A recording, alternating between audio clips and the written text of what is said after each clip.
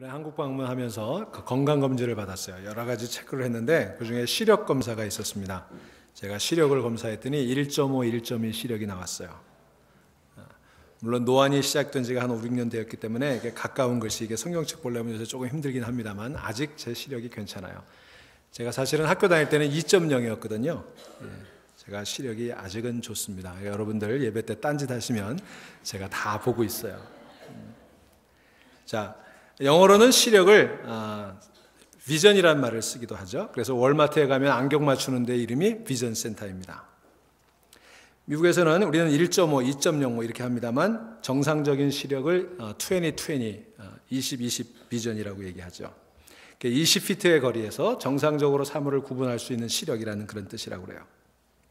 저는 처음에 20/20 비전이라는 말을 좀 무슨 뜻인지 몰라가지고 제가 영어 설교 통역하는데 20/20 비전 그래서 한국교회 생각한 거예요. 우리도 새로 지금 교육관 준비하는데 이름이 뭐예요? 비전 센터죠. 연합교회도 새로 교육관 짓는데 여호수아 비전 센터더라고요. 또 한국교회 뭐 이런 이름 많이 붙이죠. 2013 비전, 뭐 그러면 2030년까지 무슨 30명 선교사 보내자 뭐 이런 거 하면서 그런 말을 써가지고 저도 2020 비전의 말을 그렇게 비슷하게 해석해서 엉뚱하게 통역했던 일도 있습니다. 자, 이 비전이라는 말 영어로는 두 가지 의미가 있어요. 꿈, 희망, 소망이란 환상이란 뜻이 있고 또 시력이란 뜻이 있습니다. 이 비전이라고 한 말이 이렇게 두 가지 의미를 가지고 있는 것 꼭 중요한 의미가 있습니다. 왜냐하면 꿈, 소망, 환상 이것이 우리가 무엇을 보느냐와 관련되어 있다는 거예요.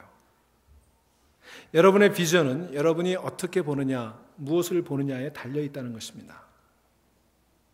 여러분, 제가 여러분들에게 묻습니다. 여러분은 지금 무엇을 보고 계십니까? 어떻게 보고 계십니까? 여러분의 비전은 무엇입니까? 우리가 비전의 사람, 꿈과 소망의 사람이 되기 위해서 눈을 떠야 될 줄로 믿습니다. 바르게 바라봐야 하는 것입니다. 보는 것이 비전이에요. 보는 것이 실력이에요. 어떻게 보느냐가 여러분의 실력이라고요. 우리 옛날에 학교 다닐 때 시력이 실력이다 그런 말 하곤 했죠. 무슨 얘기예요? 시험 공부 열심히 안 했지만 옆에 있는 사람 답안지를 이렇게 잘 볼 수 있으면 실력이 있다는 그런 뜻이었어요. 그런데 그것은 농담으로 한 말이지만 사실입니다. 여러분의 시력이 여러분의 실력을 좌우하는 거예요. 내가 무엇을 보고 어떻게 보고 있느냐, 어디까지 바라다 보느냐, 이것이 우리의 인생을 결정하기 때문인 것입니다. 사랑하는 여러분, 이 시간 여러분의 눈이 떠지기를 주의 이름으로 축원합니다. 여러분의 비전이 회복될 수 있기를 바랍니다.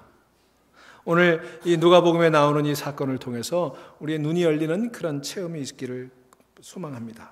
무엇을 보느냐, 어떻게 보느냐, 이게 중요하기 때문에 그래요.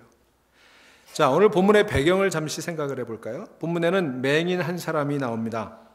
이 이야기는 누가복음에 뿐만 아니라 마가복음에도 기록이 되어 있는데 그 마가복음에 의하면 그 맹인의 이름이 바디메오라 이렇게 소개가 되고 있어요.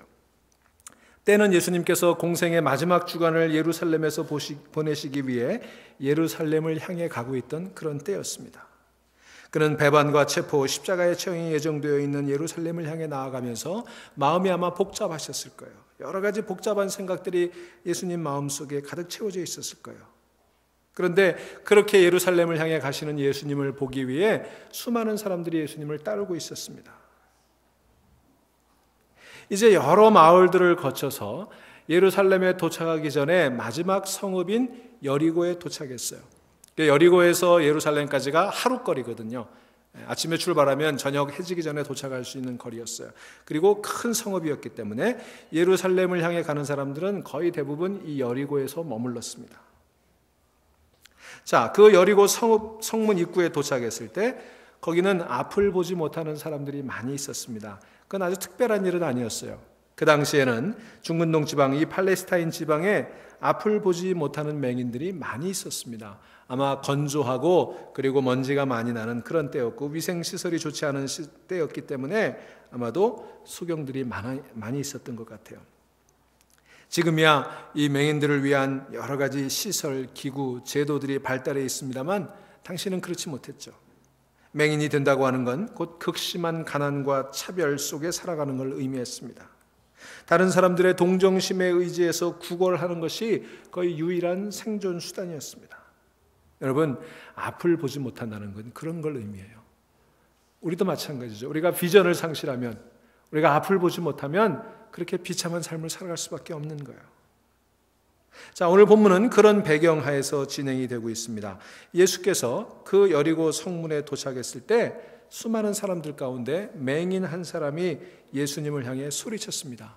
다윗의 자손이여 나를 불쌍히 여기소서. Son of David, have mercy on me. 사실 이 얘기는 굉장히 놀라운 얘기였습니다. 왜냐하면 예수님이 그곳에 도착했을 때 사람들이 예수님을 보고 나사렛 예수가 지나간다 그렇게 얘기했거든요. 사람들의 눈에 예수님은 나사렛 사람 예수에 불과했어요. 그런데 그 얘기를 듣고 이 바디메오는 무슨 이유에서인지 그를 나사렛 예수라고 부르지 않고 다윗의 자손이라고 부릅니다. 이 다윗의 자손이라는 표현은 메시아라고 하는 것과 같은 의미가 있어요. 어떻게 그렇게 생각했는지 모르지만 바디메오는 예수님을 Son of David, 다윗의 자손, 다시 말하면 자기를 구원해 줄 메시아로 봤다는 거예요. 그래서 다윗의 자손이여 나를 불쌍히 여기소서 그렇게 외쳤던 것입니다. 그런데 예수님을 안내하고 있었던 많은 사람들, 특별히 제자들이 그 바디메오를 향해 조용히 하라고 꾸짖습니다. 시끄럽다, 조용히 해라.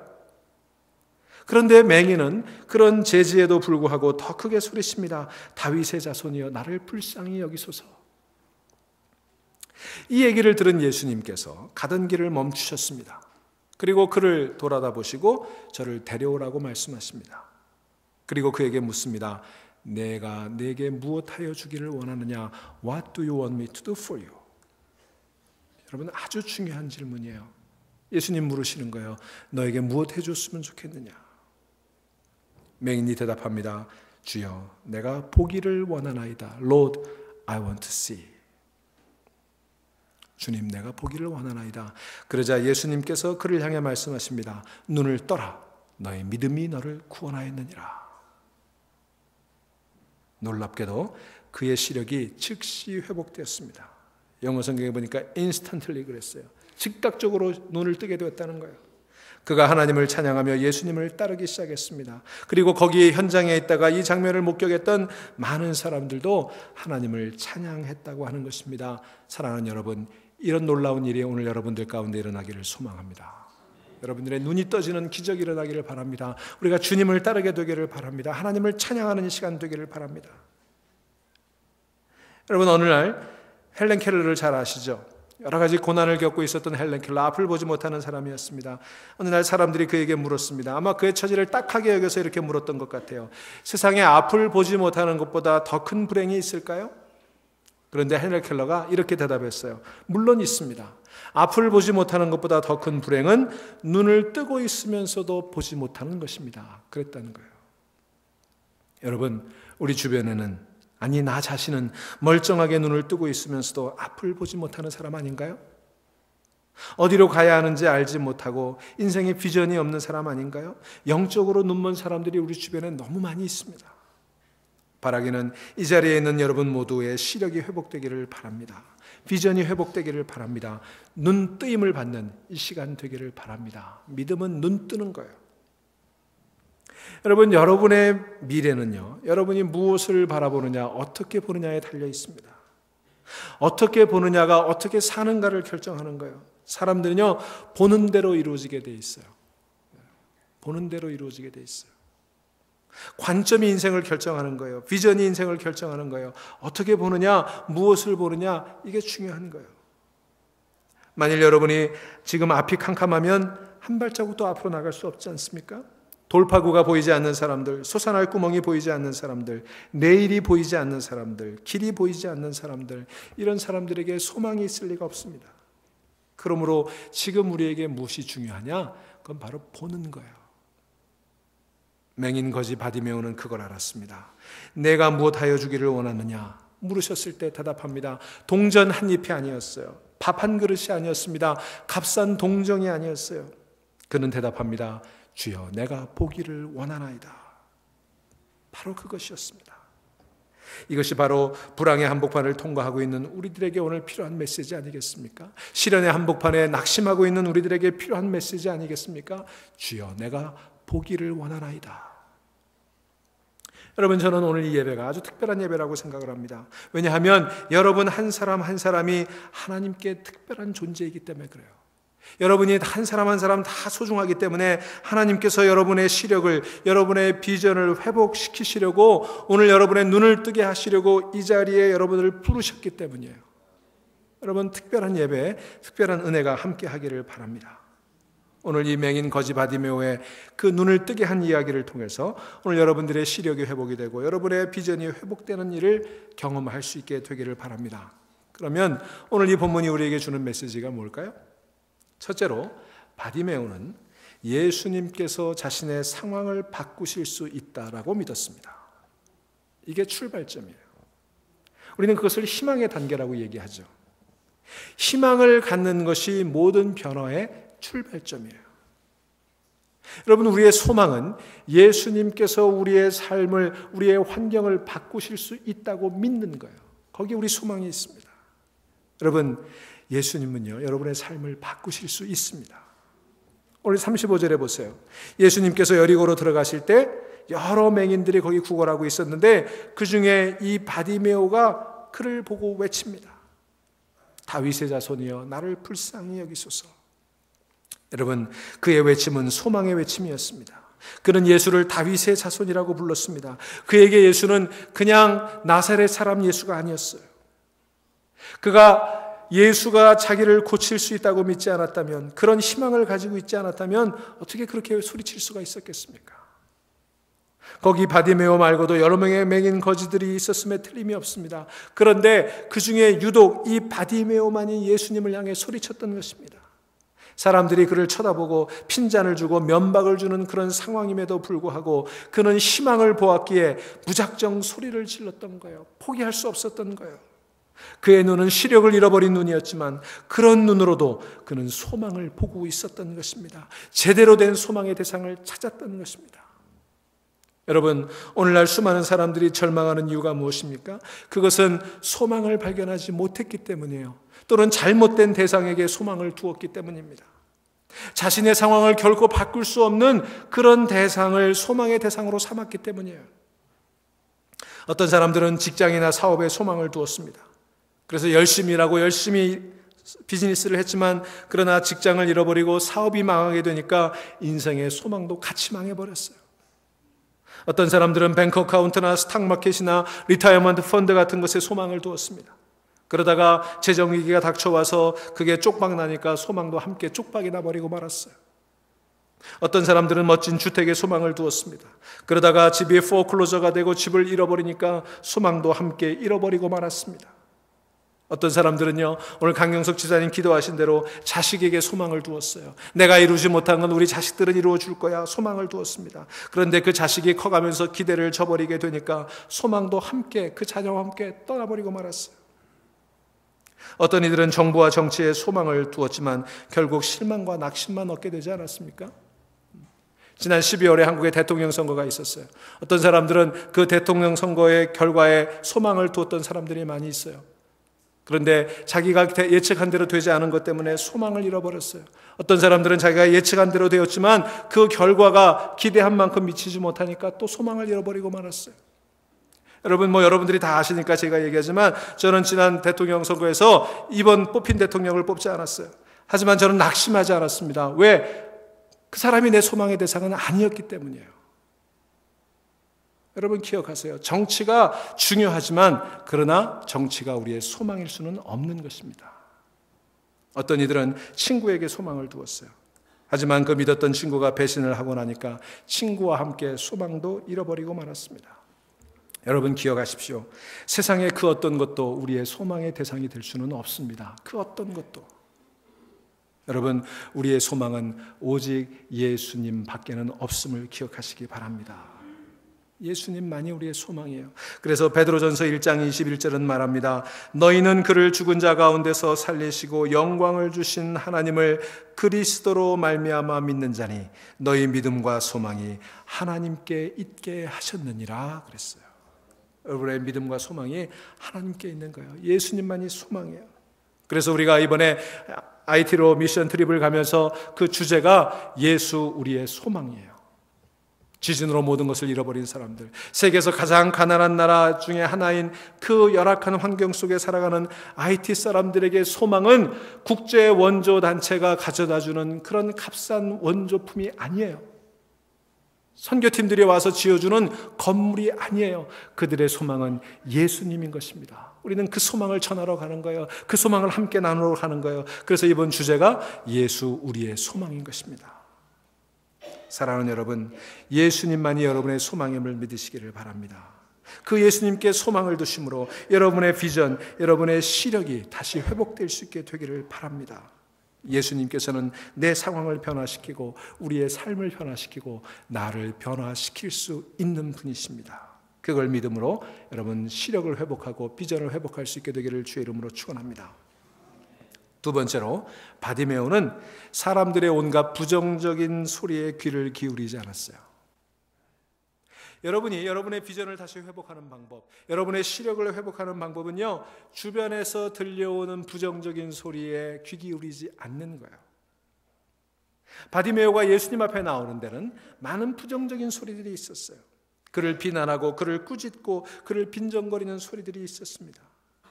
여러분, 우리가 인생을 다시 출발하려고 하고 우리가 좀 열심히 살아보려고 하면 주변에서 격려하고 도와주는 소리가 많습니까? 아니면 우리를 빈정거리고 비난하는 소리가 많습니까? 사실 우리가 새 출발하려고 하고 열심히 해보려고 하면 도와주는 소리보다는 부정적인 소리들이 더 많이 들리게 돼 있어요. 그게 가능하다고 생각하느냐? 네가 할 수 있다고 믿느냐? 다른 사람은 다 해도 넌 안 돼. 내 손에 장을 지진다. 전에도 수없이 해봤지만 안 됐잖아. 괜히 헛고생하지 말고 포기해. 꿈 깨. 사실 참 불행한 건 우리 주변에는 용기를 주고 도와주고 힘을 주는 사람보다는 기죽이고 김세게 하고 힘 빠지게 하고 빈정거리고 놀리는 사람들이 더 많다는 거예요. 꿈을 꾸도록 도와주기보다는 꿈 깨는 사람들이 더 많습니다. 여러분, 그런 소리에 기죽고 힘 빠지고 낙심하면 절대로 우리는 소망을 가질 수가 없어요. 살다 보면 이런 사람들의 소리에 귀 기울이지 않을 수는 없겠지만 신경 쓰이지 않을 수가 없겠죠. 하지만 기억하십시오.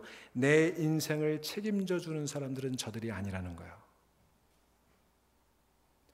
이러쿵저러쿵 부정적인 소리를 하고 안 된다고 하고 그만두라고 하는 사람들, 저들이 내 인생 책임져 주지 않아요. 내 인생 책임져 줄 수도 없는 사람들이에요. 여러분, 오직 주님만이 내 인생을 책임져 주시는 줄로 믿으시기를 바랍니다. 그러니 여러분 결단하셔야 돼요. 이제 내가 누구의 소리에 귀 기울일 것인가? 내가 누구를 기쁘게 하며 살아갈 것인가? 여러분, 하나님을 기쁘시게 하며 살아갈 것입니까? 아니면 사람을 기쁘게 하며 살아갈 것입니까? 누구를 위해 살아갈 것인지 여러분 결단하셔야 되는 거예요. 예수님을 향해 바디메오가 소리치기 시작했을 때 사람들은 그를 비난했습니다. 책망했습니다. 그를 뜯어말렸습니다. 사실 저들의 소리를 무시하는 거 쉽지 않았습니다. 저들이 두려웠습니다. 여러분, 우리 그런 얘기 많이 하잖아요. 여러분, 유대 시대 또 마찬가지였어요. 앞을 보지 못하는 사람 죄인이라고 취급했어요. 그런 사람들이 많은 사람들 앞에 나오면 재수 없다고 생각했어요. 우리도 어렸을 때 그랬잖아요. 앞을 보지 못하는 사람 보면 재수 없다고 그랬어요. 그래서 맹인들이 아침에 버스 타려고 하면 버스 기사가 버스 안 태워줬잖아요. TV 보다가 맹인 가수 이용복 씨가 나오니까 청와대에 앉아있는 사람이 에이 재수 없다, TV 꺼라. 그러니까 그 다음 날부터 그 사람 방송에 못 나왔잖아요. 그게 우리들의 생각이었어요. 이때도 마찬가지였어요. 그러니 이 맹인 거지 바디메오가 그 군중들을 해치고 예수님 앞으로 나오고 소리쳤을 때 사람들은 저를 비난했습니다. 꾸짖었습니다. 재수 없다고, 저리 가라고 그렇게 얘기했습니다. 저들을 두려워할 수밖에 없었죠. 그거 신경 쓰이지 않을 수가 없었습니다. 여러분, 우리는요, 주변 여론이나 주변의 압력을 두려워합니다. 사람들의 평가를 두려워해요. 여러분, 제가 여러분들에게 이 시간 묻습니다. 여러분들은 누구의 평가를 두려워합니까? 누구의 지지를 받기를 원하십니까?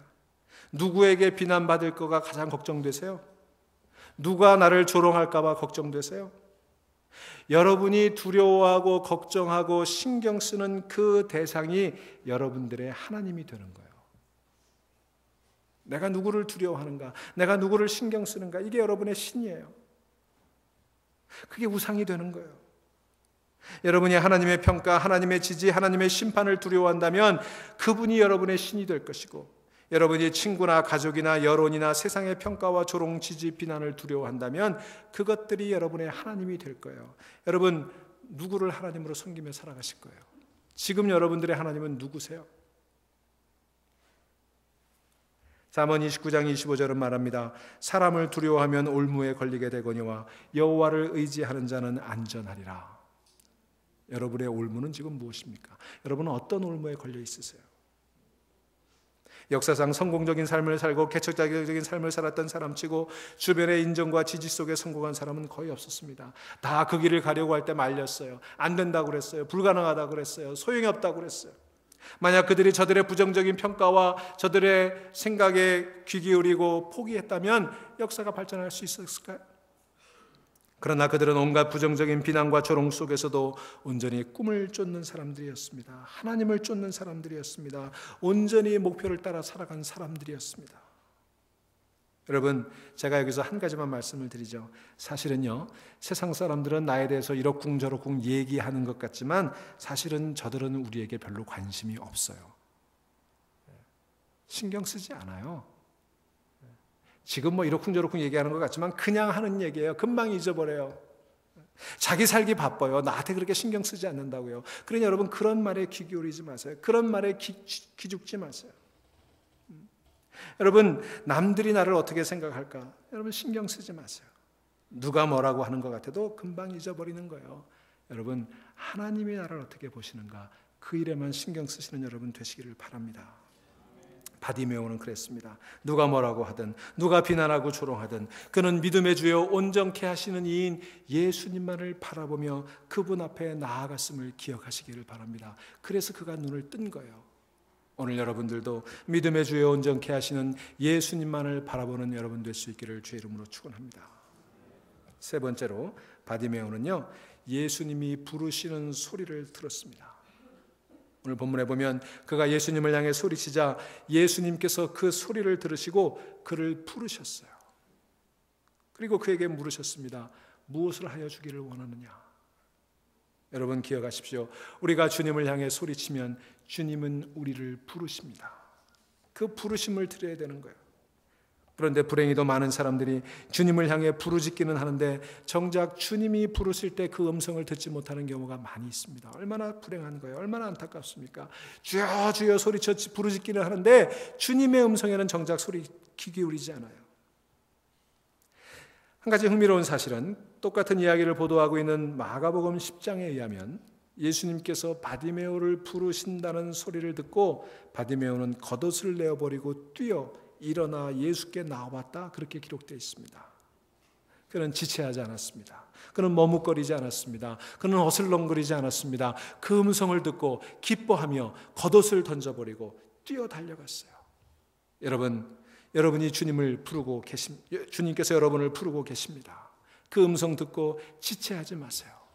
삭개오는 앞으로 향하여 달려갔습니다. 나무 위로 올라갔어요. 여러분 지체하지 마세요. 미루지 마세요. 미적거리지 마세요. 뛰어 달려가 주님을 만나는 여러분 될 수 있기를 주의 이름으로 축원합니다.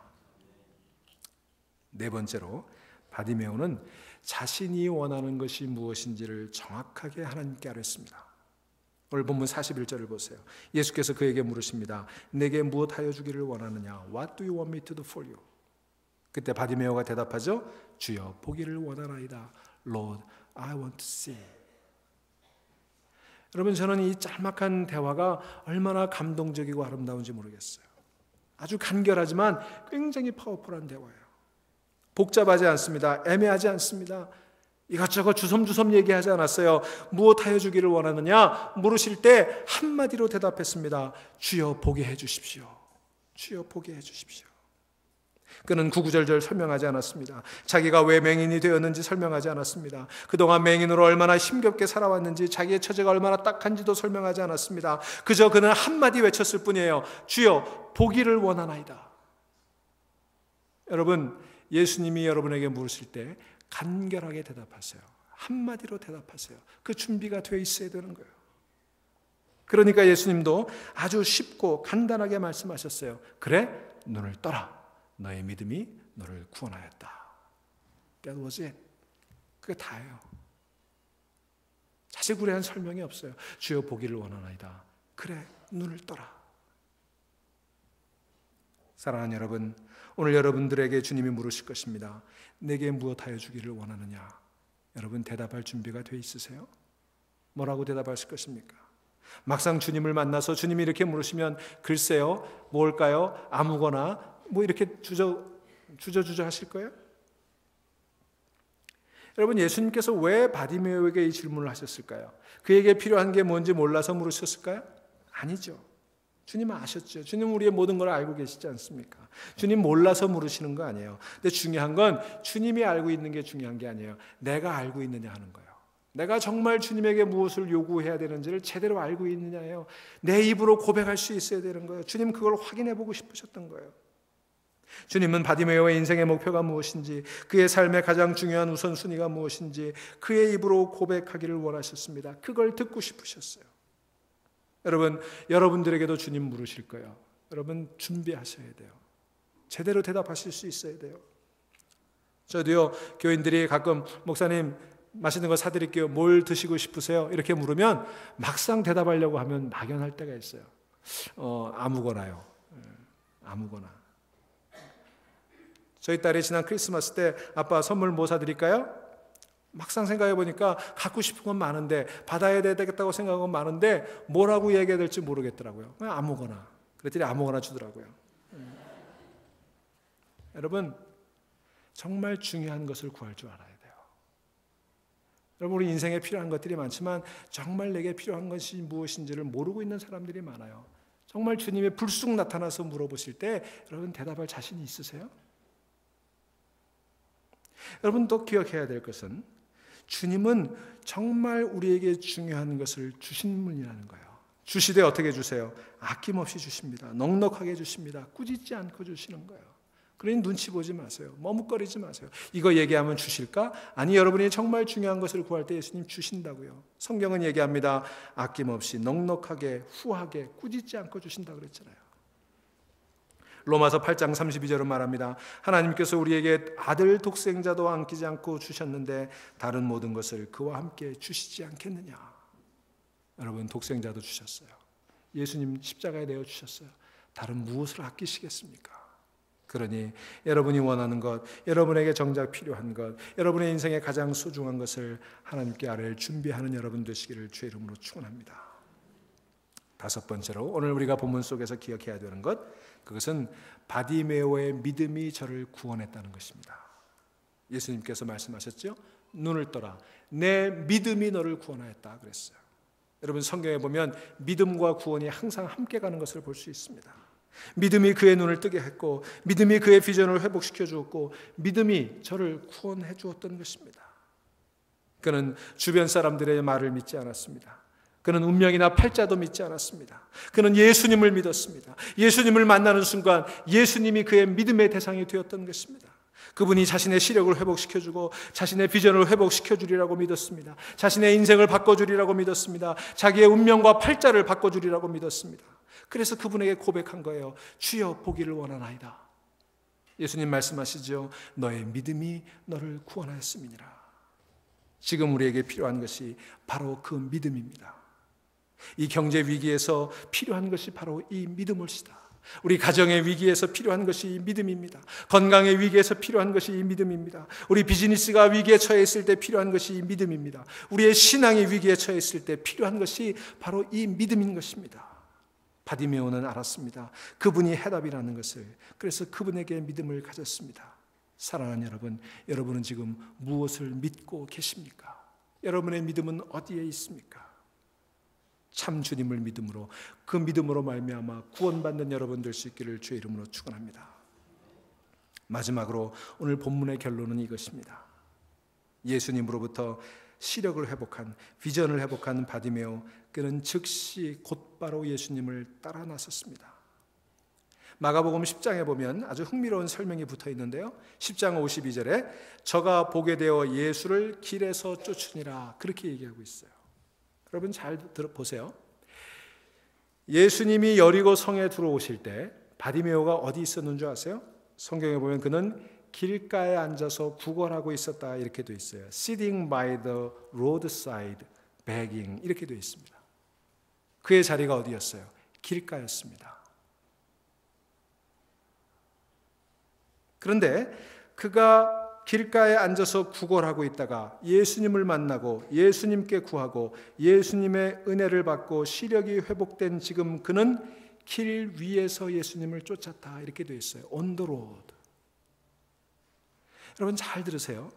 길가의 인생, by the roadside에서 길 위의 인생, on the road로 그의 인생이 바뀐 것입니다. 그의 삶의 자리가 바뀐 거예요. 이것이 믿음으로 예수님을 만난 사람들의 변화인 것입니다.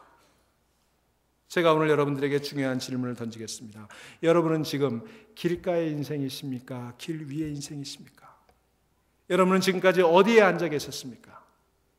By the roadside or on the road? 여러분, 오늘 여러분들이 예배를 드리고 계십니다만, 여러분 금년 한 해가 다 지나가고 이제 벌써 4월도 반이 지나갔어요. 이 해가 다 끝날 때 2013년 마무리하는 송구영신 예배 이 자리에 나오실 때 여러분의 인생의 자리는 어디가 될 것 같으세요? 여러분 물으셔야 돼요. 나는 길 위의 인생이 될 것인가, 아니면 길가의 인생이 될 것인가? 여러분은 여전히 길가에 앉아서 지나가는 사람들을 향해 가장 불쌍한 모습을 보이면서 저들이 던져주는 값싼 동정심의 동전 소리에 귀를 기울이며 살아가시겠습니까? 아니면 눈을 뜨고 주님과 함께 길 위를 걸어가시겠습니까? 여러분의 선택이에요. 여러분의 인생이 여러분의 손에 달려 있어요. 길 위의 인생으로 살아갈 것인지 길가의 인생으로 남을 것인지. 오늘 본문을 마감하면서 저는 이걸 생각했습니다. 여러분, 바디메오가 예수님을 만나 그 성문 그 자리, 바디메오는 그날 예수님이 거기에 오실 거라는 사실을 알지 못했습니다. 뉴스에 나온 것도 아니었습니다. 신문에 나온 것도 아니었습니다. 그걸 기대하거나 그걸 기다리며 그 자리에 나오지는 않았다는 거예요. 그날이 그날일 것이라고 그는 상상조차도 못했습니다. 그저 평소처럼 그는 거기에 나와 앉아 있었습니다. 구걸하고 있었습니다. 그런데 여러분, 그날 그 자리, 수십 년 동안 날마다 나와 앉아있던 그 자리, 매일처럼 반복되던 그날 거기 주님이 오셨어요. 예루살렘 올라가는 여리고 그 성문 입구에 바디메오가 수십 년 동안 하루도 거르지 않고 구걸하기 위해 나와 앉아있던 그 자리에 그날 예수님 오셨습니다. 그리고 그의 인생이 바뀌어버렸어요. 그날 거기서 길가의 인생에서 길 위의 인생으로, 눈먼 인생에서 비전을 가진 인생으로, 세상 사람들만 바라보며 값싼 동정의 그런 기대를 가지던 인생에서 주님을 따르는 인생으로 그날 거기서 바뀌어버린 거예요. 그렇다면 여러분, 오늘 이 자리가 그날 그 자리가 되지는 않을까요? 여러분도 오늘 아침 그저 평소에 하던 대로 습관처럼 그저 아무런 기대도 없이 이 자리에 나오셨을지 모릅니다. 그런데 오늘 이 자리에 예수님 오시면 여러분의 인생 바뀌지 않을까요? 그날 그 자리, 오늘 이 날이 그 바디메오의 그날 그 자리가 되지 말라는 보장이 어디 있을까요? 기도하십시다.